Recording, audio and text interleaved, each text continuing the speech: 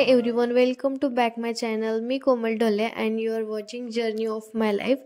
So आज मी खूप खुश आहे कारण माझे लवकरच 1K सबस्क्रायबर्स जे आहेत ते कंप्लीट होणार आहेत. वॉच अवर टाइम जो आहे तो अजून कंप्लीट झालेला नाही, पण तो पण लवकरच कंप्लीट होणार आहे कारण 90% जो आहे जो कंप्लीट झालेला आहे. आणि लवकरच तुम्ही जर असाच सपोर्ट करत राहिलात तर माझं चॅनल जे आहे ते लवकरच मॉनिटाईज पण होईल अशी आशा करते. आणि चला तर मग आजच्या व्लॉगला सुरुवात करते. तर आज आहे ना हेअर वॉश केलं होतं आणि आता विचार करते की केस कट करायचे आहेत कारण खरंच लॉंग हेअरचा ना खरंच खूप कंटाळा आलेला आहे. असं वाटतं की केस कट करावे कारण जेव्हा कधी ओकेजन काही असलं तर असं वाटतं की काहीतरी हेअरस्टाईल करावी आणि हेअरस्टाईल जी आहे ते लॉंग हेअरची काय करावं हे काही सुचतच नाही. आणि केस मोकळे सोडायचं म्हटलं तर हा तर खूप मोठा प्रश्न असतो. सो आता लवकरच मी माझे हेअर जे आहे ना ते कट करणार आहे. आणि इथे ना पिल्लूची झोप जी आहे ते झाली होती आणि माझं पण सकाळचं जे रुटीन होतं ते म्हणजे फ्रेश वगैरे होऊन झाले होते आणि जायचं होतं किचनमध्ये. आज त्रिशाची फेवरेट भाजी होती जी आज मी बनवणार होती ती म्हणजे शेपू. आणि शेपू बनवताना ना मी थोडी डाळ जरा जास्तच टाकत असते कारण मुलं आहे ना भाजी तर खातात पण डाळी वगैरे खायचं म्हणलं की थोडासा कंटाळाच करतात.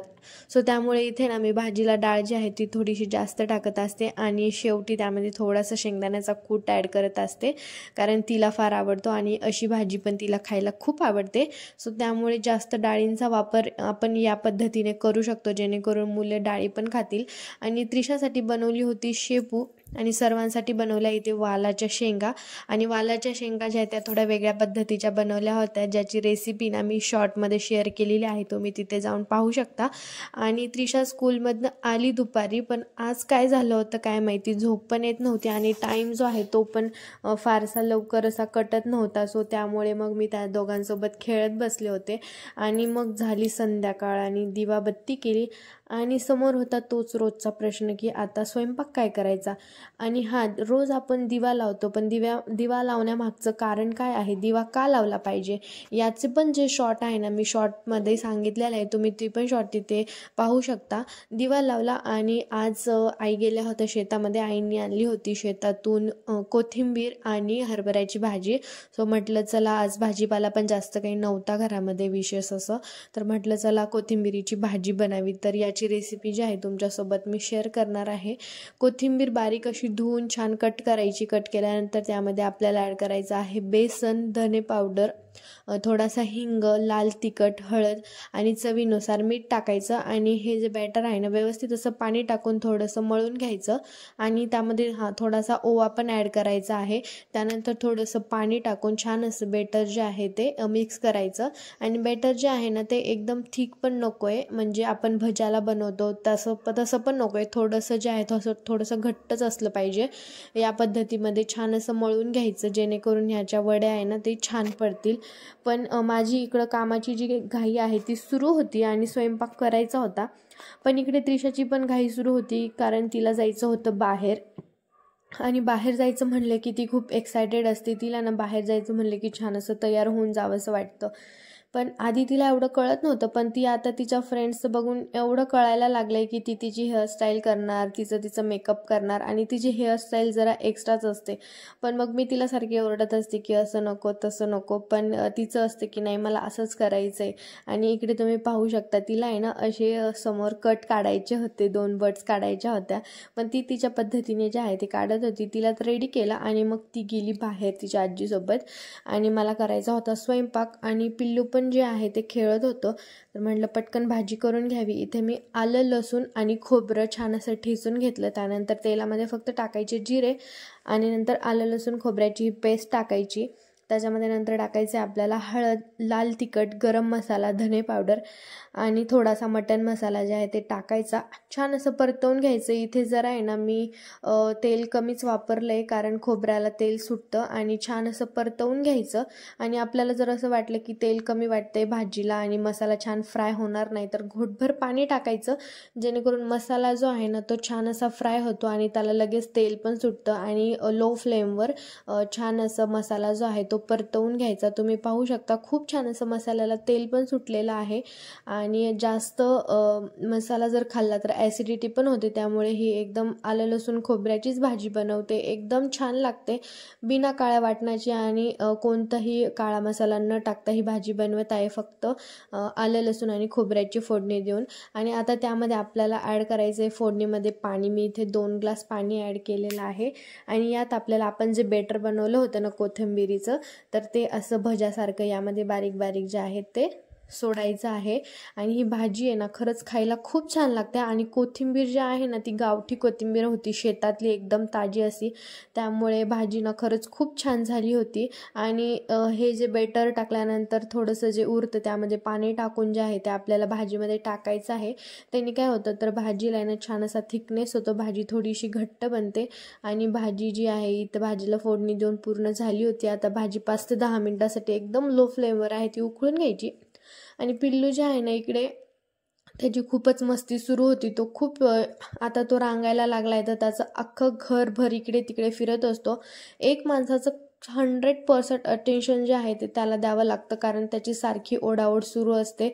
आणि इथे मी घरी एकटी होते त्यामुळे मला कंटाळा पण आला होता की त्याला पाहावं की काम करावं, कारण त्रिशा घरी असते तर ती त्याच्यासोबत खेळत असते, पण त्रिशा पण जी आहे ती बाहेर गेली होती आणि मला 8:30 वाजले होते आणि स्वयंपाक पण करायचा होता। स्वयंपाक झाला होता तसा, पण राहिला होता चपात्या करायच्या, पण म्हटलं की चला कोणीतरी घरी आल्यानंतर त्याला घेईल आणि मग चपात्या करावा। आणि त्याला बघत बघत बाकीचं जे काम होतं ते आवरून घेतलं, कारण नेहमी कसं होतं की म्हणजे काही भांडे असतात जे सकाळी आपल्याला लागत असतात, मग जे भांडे लागतात ते मी रात्रीच स्वच्छ करून ठेवत असते, कारण भांडेवाल्या काकू जे आहेत ते उशिरा येतात।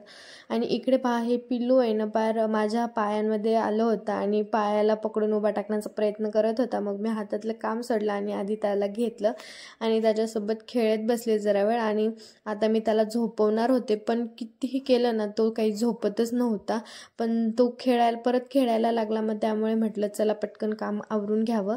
मग तो खेळत होता तर पटकन माझं जे काम होतं थोडंसं ते आवरून घेतलं। आणि आता पिल्लूला आहे ना मी जबरदस्ती झोका देऊन देऊन झोपू घातलं होतं, पण माझ्याकडनं पडली वाटी आणि परत वाटीच्या आवाजाने तो उठून बसला। पण मग परत अर्धा तास झोका देत देत परत त्याला झोपी घातलं आणि तेवढ्यात आले पप्पा आणि पप्पाला जेवण करायचं होतं। आणि भाजी झाली होती पण चपात्या राहिल्या होत्या, पण पप्पा बोलले की मला सकाळची भाकर चालेल, मग पप्पांना ही भाजी आहे ना भाकरसोबत दिली। आणि खरंच ही भाजी आहे ना तुम्ही एकदा नक्की ट्राय करा, खूप छान लागते। भाकरीसोबत खा किंवा चपातीसोबत खा किंवा मग भातासोबत खा, इंद्रायणीचा चिकट राईस असतो ना त्याच्यासोबत पण ही भाजी खूप छान लागते। आणि ही शेतातून आणली कोथिंबीर होती ना, आता ही मला स्टोअर करायची आहे, तर मग चला तुमच्यासोबत एक लगेच टिप्स पण शेअर करते की कोथिंबीर कशी स्टोअर करायची की म्हणजे जास्त दिवस टिकली पाहिजे आणि खराब पण व्हायला नको। तर त्यामुळे काय करायचं, कोथिंबीर जी आहे ती छान अशी निसून घ्यायची, एका चाळणीमध्ये टाकायची, छान धुवून घेतल्यानंतर त्याच्यातलं पाणी जे आहे ना ते पूर्ण निथरून गेलं की मग ती एका कपड्यावर टाकायची पूर्णपणे सुकायला, त्यामध्ये थोडं पण पाणी राहायला नको, त्यामुळे मग एका कपड्यावर टाकून ती छान अशी सुकायला ठेवायची। आणि त्याच्यातलं पूर्ण जे पाणी आहे ना ते काढून घ्यायचं, म्हणजे 5 ते 10 मिनिट हवेशीर ठेवल्यानंतर परत एकदा एखाद्या कपड्याने कोथिंबीर जी आहे ती पुसून घ्यायची, जेणेकरून जे पाणी राहिलं होतं ते पूर्ण निघून जाईल। आणि पुसल्यानंतर छान अशी कोरडी करायची आणि बारीक अशी कट करून घ्यायची। म्हणजे मी ना कोथिंबीर कट करून ठेवत असते, म्हणजे जेव्हा कधी आपल्याला घाई असेल तेव्हा लगेच डब्बा काढायचा आणि लगेच यूज करून घ्यायची, म्हणजे आपला टाईम पण वाचतो, त्यामध्ये जास्त कटकट पण होत नाही, म्हणजे पटकन जी कामं आहेत ती लवकर होतात, त्यामुळे अशी कट करून ठेवायची आणि प्लास्टिकच्या डब्यामध्ये अशी स्टोअर करायची। जरा वेळ प्लास्टिकच्या डब्यात ठेवल्यानंतर ती अशी 5 ते 10 मिनिटासाठी हवेशीरच राहू द्यायची, त्यानंतर मग ती ठेवायची फ्रीजमध्ये 1 ते 10 ते 15 मिनिट। इथे मी हिला ठेवलं होतं म्हणजे हवेशीर ठेवलं आणि त्यानंतर हा डब्बा ठेवणार होते मी आता फ्रीजमध्ये, जेणेकरून मला जेव्हा कधी लागेल तेव्हा मी लगेच काढून लगेच यूज करेल। आणि आता पिल्लूच्या जेवणाची वेळ झाली होती, त्यामुळे मग त्याचं जेवण पण बनवायचं होतं, सो मग मी त्याला आहे ना रोज डिनरमध्ये त्याला देत असते नाचणीची पेज, जी की खूप हेल्दी म्हणजे हेल्दी फूड आहे, जे की बाळासाठी आवश्यक असलेल्या नाचणीची रेसिपी. सो त्याला डिनरमध्ये मी ते देत असते. आणि आजचं जे रुटीन होतं ना, ते मी पूर्ण तुमच्यासोबत शेअर केलेलं आहे. एक टिप पण सांगितली, एक रेसिपी पण शेअर केलेली आहे. आणि आता अशी आशा करते की तुम्हाला हा आजचा पण व्लॉग आवडला असेल. आणि जर तुम्ही नवीन असाल ना, तर आधी सबस्क्राईब करायला विसरू नका. आणि thank you so much all subscribers for supporting me and every day watching my videos. आणि कारण माझे सबस्क्रायबर्स पण जे आहेत ते वाढलेले आहेत आणि व्ह्यूज पण जे आहेत ते आता अपेक्षेपेक्षाही जास्त येत आहेत. सो लवकरच चॅनल पण जे आहे ते मोनेटाईज होईल. आणि चला आता इथेच व्लॉग थांबवण्याची वेळ आलेली आहे. भेटूया नेक्स्ट व्लॉगमध्ये. Thank you so much. बाय.